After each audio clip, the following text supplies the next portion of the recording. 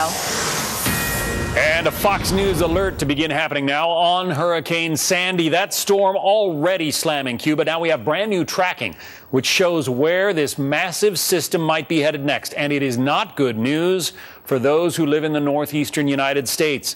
Janice Dean has the latest from the Extreme Weather Center. What's going on, JD? If this track comes true, it is the worst case scenario, John. Now we still have days to go and a lot of information to kind of input into this tracking. But right now, this storm looks like it's going to be headed for millions of people. It's going to be a transitioning system, meaning that perfect storm type scenario. A tropical storm that transitions into an extratropical storm because a cold front, a very powerful Arctic cold front, is going to interact with the system and draw it in towards the northeast, a very rare meteorological situation. So this could be historic, folks. If you live across the East Coast, from the mid-Atlantic up to Maine and eastern Canada, you need to be paying very, very close attention to your local forecast. Still a Category 2. We just got the 11 o'clock advisory. It was a Category 3 major hurricane overnight, so it rapidly intensified within hours. Take a look at the latest track. As you can see, Category 2 moving through the Bahamas.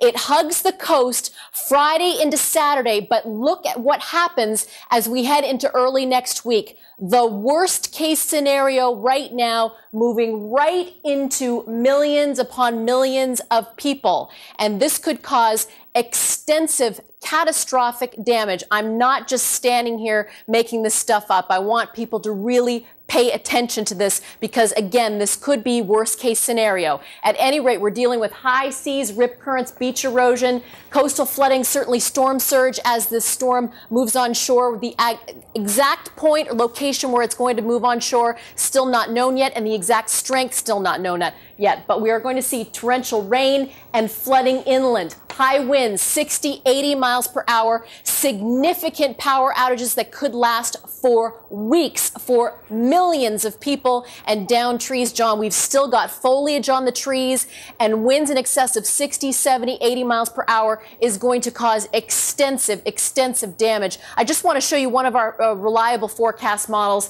It is really becoming apparent that we are going to be dealing with a system that is going to come onshore, again, anywhere from the mid-Atlantic towards Maine. Need to be paying attention. But John, our mouths dropped at the latest tracking that shows this system going right into New York City. Obviously, we've got days ahead to really hone in and get this forecast right, but people need to be paying attention. We do think that this storm is going to come on shore, and it's going to cause a lot of damage. And it's a big, broad storm, too. So even as it skirts up the coast, it's going to be dumping a lot of rain and wind on people. Because it's transitioning into, you know the movie The Perfect Storm? It's a transitioning storm from a tropical to an extratropical. And what that means is the wind span is going to be greater.